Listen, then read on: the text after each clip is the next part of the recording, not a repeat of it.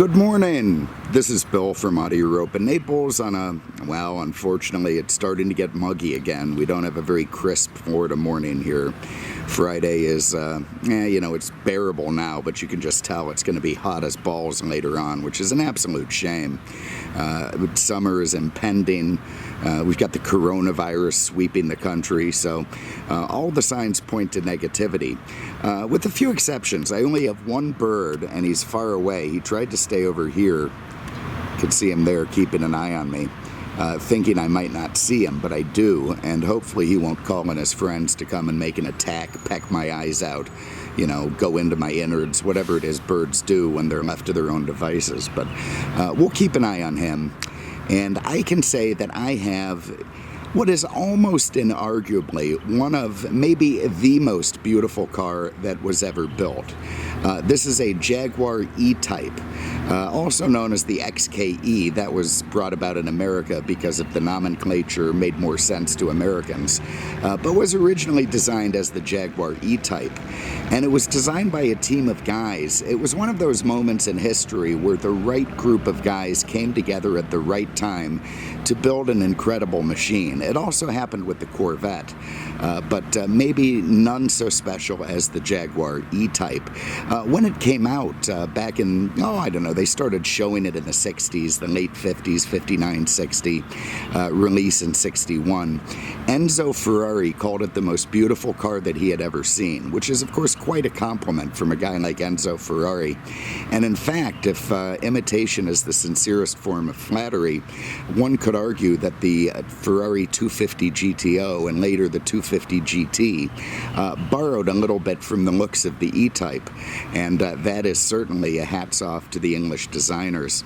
The one guy you can thank more than anyone for this car is a gentleman he probably doesn't get as much credit in world history as he deserves as a designer. His name was Malcolm Sayer, and he worked hand in hand with the founder of Jaguar, Sir William Lyons, also a very talented guy, and of course another very gifted design team from top to bottom to come up with this car. And what this car did was capitalize on Jaguar's rather impressive run of Le Mans victories in the 50s. They won it in the early 50s and then in 1953, I believe, and then did a hat trick, 3 wins in a row from 1955 onward, using initially the C-Type and then the much fabled D-Type, upon which this car is very, I don't know if it's loosely based or very strongly based. That was also a Malcolm Sayer design. And Sayer himself was a pretty cool cat. He had, come from very humble roots, had an incredible gift for engineering and design, traveled to Iraq to work over there. In World War II, he worked for de Havilland and another airplane company designing aircraft. And after the war, went to work for Jaguar, and he came up with some incredible designs. In fact, some say Malcolm Sayer was the first guy to use basically a CAD, computer-aided design, except he did it without a computer. Some German fellow that he met in Iraq sort of trained him how to use mathematics three-dimensionally to create car designs, which is, of course, very much what people do with computers today. But what Malcolm Sayer did just with his brain and a chalkboard back in the 1950s. And he designed this car with incredible loving care. Incredible. I mean, he absolutely oversaw the design like a Nazi general. I mean, one guy tried to sink a badge into the hood, and I don't know if he was summarily fired or executed, but he was definitely thwarted, and the badge immediately came off because Sayer had a vision in mind.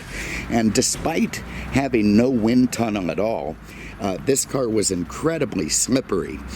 So not only does it look stunning, it's very, very, very, very aerodynamic without the use of any kind of modern wind tunnels or designs. He used to tape pieces of wool all down the side of the car and then drive next to it, watching how the wind would affect them.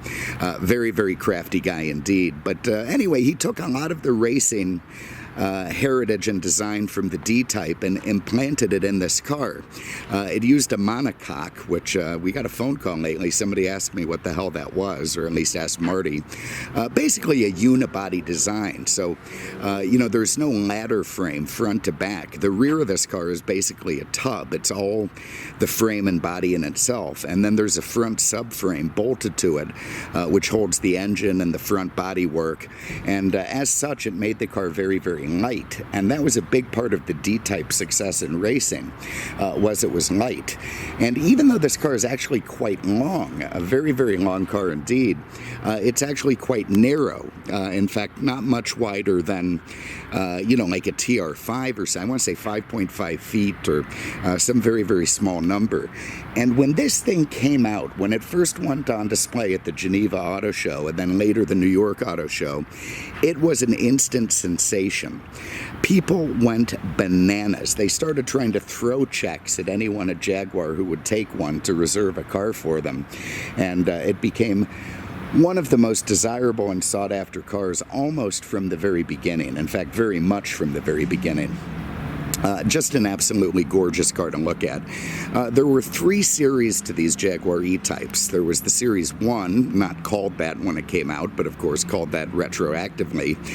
The Series 2, of which this is one, and then the less beloved Series 3.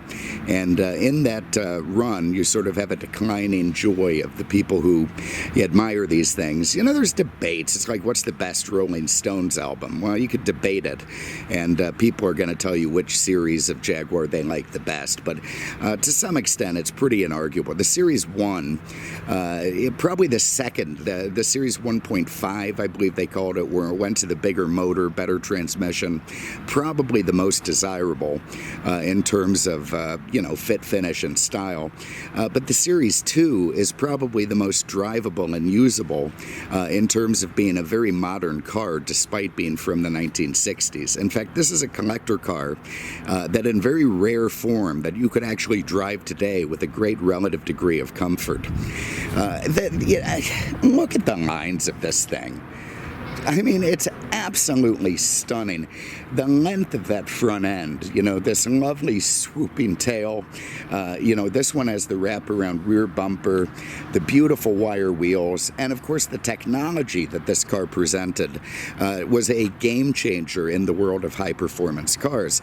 Basically, Jaguar built this thing and was able to sell it for less than half the price of much of the competition, your Aston Martins, your Ferraris, even your Corvettes. And it would outperform them for the most part. In fact, when it first came out, it was, rumored, advertised to run over 150 miles an hour, which, may or may not have been true. More of an advertising thing, but it certainly got close to it. It was, one of the most beautifully balanced cars on the road. You could drive it at 100 miles an hour and feel beautifully planted, very much unlike a lot of the other cars of the time. And it just was one of the, this is a true 60s sports car in the sense that it's a car that's built around the running gear. I mean, obviously it has the most gorgeous bodywork that pretty much anyone has ever seen, but the bodywork was all function over form. It was just designed to give you a very swoopy, wind resistant or wind cutting design around an incredible running gear. And the running gear was not new. It was the XK engine that's William Lyons had been developing since the pre-war, and Ray ran into a lot of flack over. I mean, an inline 6 with dual overhead cams, chain driven. The early ones were finicky. They were used for racing, and a lot of people doubted that they could be put into a street car and used properly. But my God, did he ever do that with, again, the help of some terrific engineers, and made this one of the most sought-after cars of all time, one of the most iconic cars of all time, and one of the best driving classic cars that you can buy today. Anyway, let's get in this thing. We're going to start under the hood for a change, because there's some stuff in the trunk we have to get into. Look at that mirror. That should be in a better position. So to get under the hood is a rather beautiful setup. You twist these little chrome sliders there, Nothing's easy, by the way, in terms of, being a modern car. This is not a modern car, the way it was designed. This is very much a handmade, interesting type thing with so many, look at the louvered hood, gorgeous. So many, let's get that up. So many bits and pieces that came right out of the cars that ran down the Mulsanne Straight. So there it is. There's that XK engine. This one is the 4.2. Because it's a later Series 2, it uses these two Stromberg carbs instead of the original 3 SU carbs. Unfortunately, that was for American smog stuff, and it did cut the horsepower down somewhat, which is a shame, but yeah, they work fine. This engine in this car was rebuilt just about a year ago at great cost by one of the best jag shops in the country, and you sure can tell the way it runs. You see that front subframe with the box, this is different from the way many other cars went together at the time, and all that is bolted and connected to that rear monocoque and gives it a very stable platform while at the same time being very light. You see these lovely little thin double wishbone suspension bits up front, which barely look like they can hold the car. I mean, look how skinny they are, but they're strong and they work just fine. Also, a very early car to have 2 electric fans.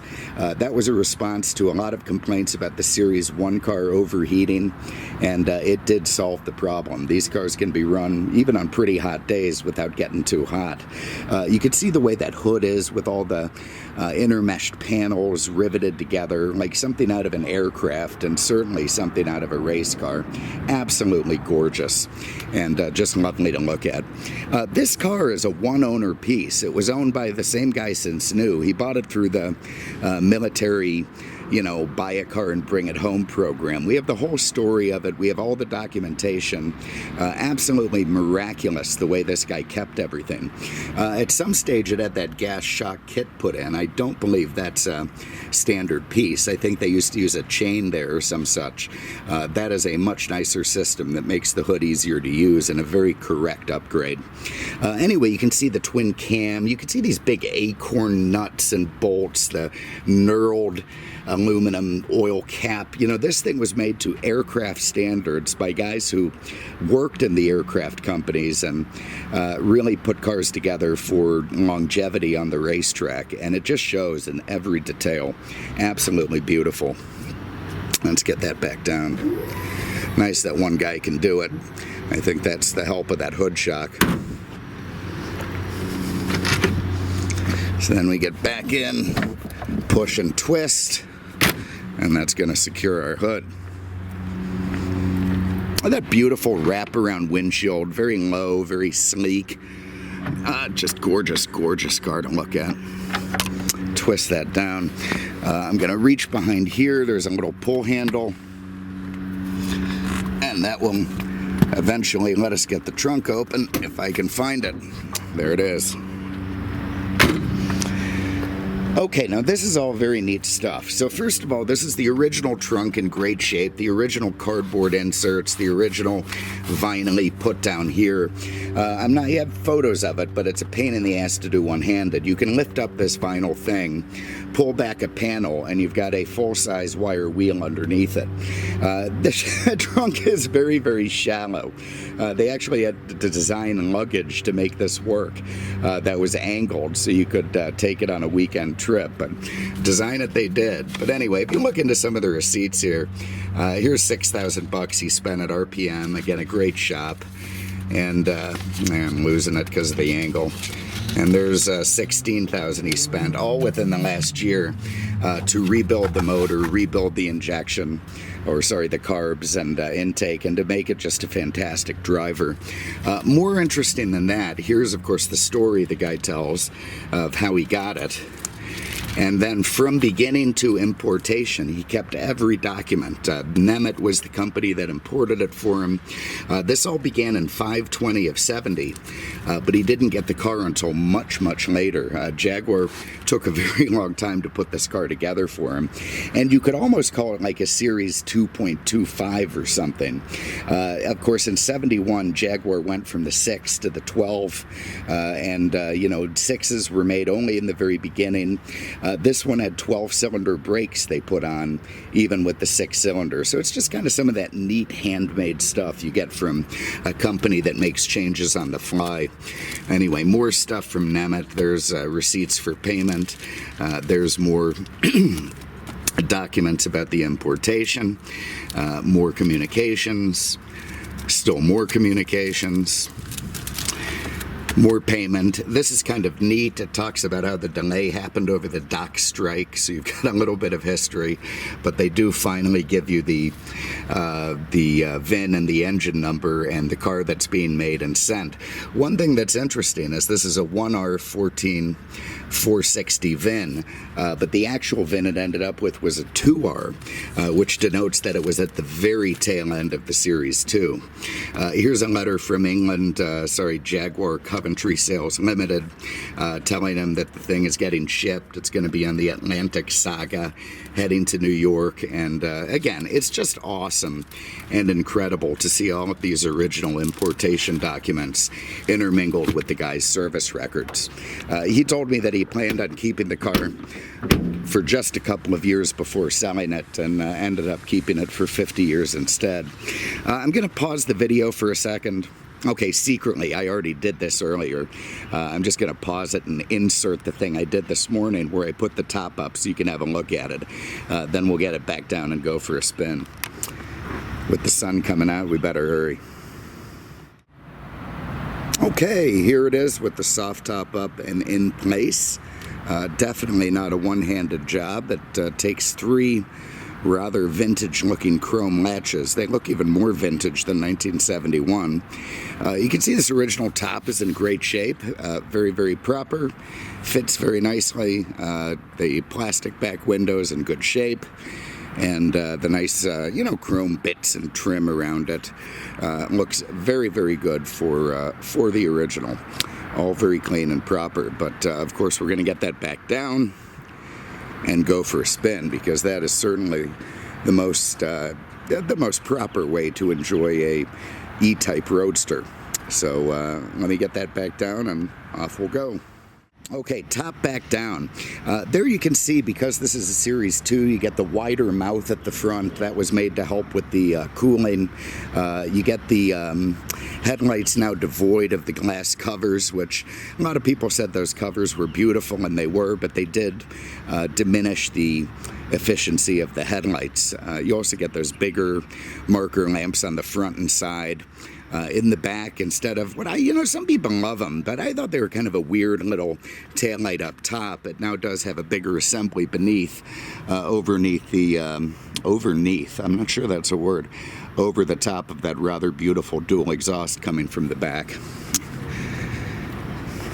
The big chrome on the side, the lovely delicate mirrors, the chrome here, the 3 wipers, again, the gorgeous race-inspired louvered hood. Briggs Cunningham, very famous American car guy and racer, took quite a shine to the E-Type and brought one over to campaign in the United States before going back to England. You can see the wire wheels with the knockoffs, gorgeous. A guy named Bob Knight, if I remember right, although I think he might have been the coach of a basketball team in the 80s. But anyway, he designed this rear suspension on a bet with Sir William Lyons. That he designed it in like 27 days, and it became one of the most long-lived, durable, and beloved suspensions of all time. In fact, it's still used by many hot rodders today. Fully independent, uses inboard brakes right next to the differential, and just kept that car so beautifully planted on the road front and back, made it very predictable and lovely, and certainly one of the best suspensions of all time. Okay, inside, again, this car is all original. I mean, I know you can complain, it's got little scuffs here, the leather's a little bit deflated, whatnot, but this is unchanged. This car is 50 years old and precisely the way it came. This guy drove it 43,000 miles, never did any restoration on the interior at all. The exterior is mostly original paint. He had a couple of scratches in it here and there that he touched up, but for all intents and purposes, This is an original car, the way that it came. And even though Concours nuts and bolts restorations are nice, there is an incredible value to seeing one in the condition that it arrived from Coventry. While I'm over here, you can see that those rocker switches on the dash, they replaced earlier toggle style aircraft switches, which were beautiful, but the rockers are better for safety, and frankly, they still look pretty good. You know, the dash is right out of a World War II fighter jet. I mean, it looks like you're getting in a Spitfire or something. You've got 5 gauges in the center, including a clock. You've got 2 gauges, your odometer and your tach with Smiths. They're beautiful there. You've got, here's a toggle switch it still has for your headlamps, and beautiful thin wooden steering wheel. God, it's just absolutely gorgeous. Let's get in and drive this thing. So it's not a huge car inside, as can be said for many, many Jaguars. Let's see if this has the reclining seats. It does, thank God. The earlier ones didn't, and they made it a little more of a pain to get comfortable in. This one reclines quite nicely. Here you can see that beautiful thin wood steering wheel, absolutely gorgeous, you know, drilled for weight, whatever. You know, these glass Smiths gauges, the beautiful chrome ringed warning lamps, these really cool metal switches which control the airflow inside the car. Again, your voltmeter, your oil pressure, your water temp, your fuel.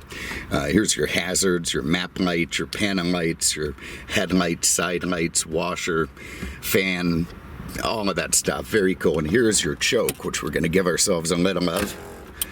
Out it comes, and then of course a very small glove box where if I can open it. Yeah, you could fit a Walther PPK in there. Very nice if you need to have a little self-defense on hand. Though you do have to reach over, push a button, and pull a little footman thing there. So good luck with doing that in a pinch. You have a cigarette lighter down there. This one has the factory-installed Motorola AM/FM stereo. Very nice. First in 1971. Big, beautiful chrome shifter. This one had the second generation 4-speed that was synchronized, so much, much easier to drive. And big, beautiful chrome e-brake. A little ashtray here because people smoked in 1971, and everything lovely. Also, this wheel does telescope. If I twist this little guy here, I can pull this wheel closer to me, which God knows why I'd do that. You'd almost have to be a thalidomide baby to grab the wheel if I moved it any closer. So we're going to leave it right where it's at. Put this thing in, fire it up, and see what we got. Now, the one thing that can be said about, God damn it, trying to get the key in the wrong hand is always a pain. The one thing you can say about this engine, it is probably one of the best sounding 6-cylinders ever made, if not the best sounding 6-cylinder ever made. I mean, it has a lovely growl to it, befitting of the car. And of course that pays homage to this thing being so race inspired. You know, look at the big power hump down the center of the hood, this endless expanse of hood in front of you. I mean, I feel like I'm about to do 160 down the Mulsanne straight in the, you know, in the Le Mans race. It just has that vibe to it completely. You get all these lovely little thin sun visors. I think we got enough choke, do we? I'll leave it on for another second. Let's see if I can find the correct gear so we can go for a spin.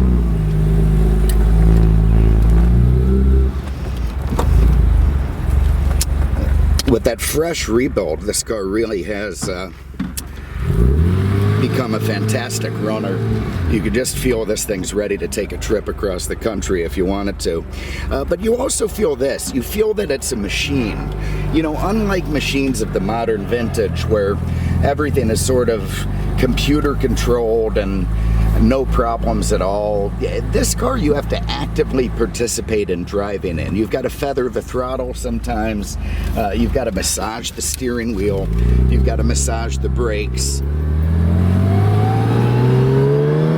Listen to that. More clutch. And way more pep than you would think it has.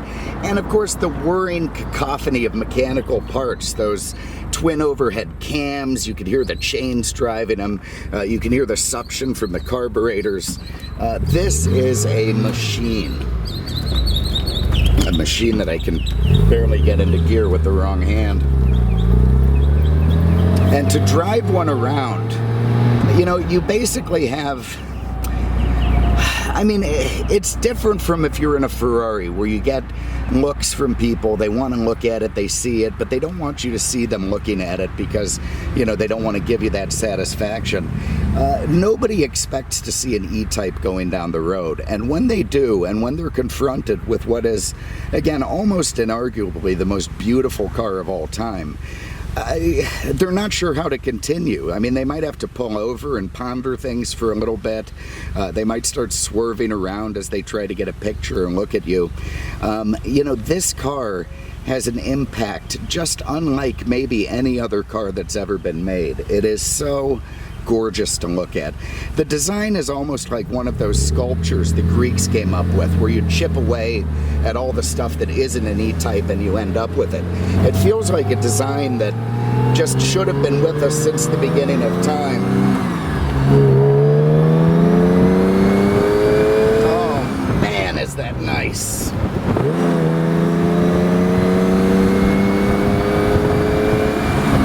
What a driver. Let me tell you, you feel so comfortable at speed. You know, a car of this vintage can feel very rickety and weird and unstable, and you don't want to drive it too quick. You don't want to take it into corners. Not so with the E-Type.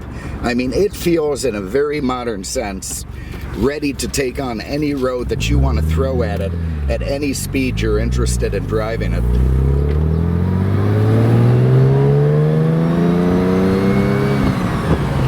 Whirring.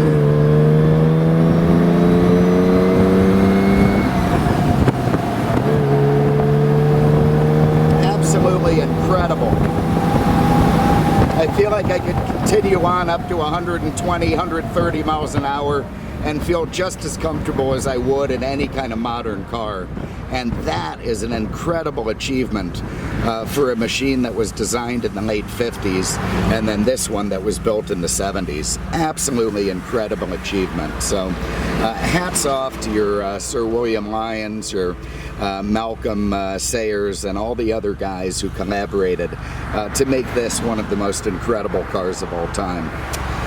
This one, it's on consignment with us. It's for sale by the original owner. He got back surgery. He doesn't really feel good getting in and out of it anymore. And I have to say, what a tough guy, man. He walked away from this car, stiff upper lip, 50 years of ownership. You could tell it hurt him a little bit, but in his mind it was time for it to be moved on to somebody else who's going to look after it for the next 50 years. So if you have an interest, you can give Marty a call, 239-298-8000, on the web at aenaples.com. Thank you so much for having a look. I appreciate it, and we'll see you with the next one. Take care.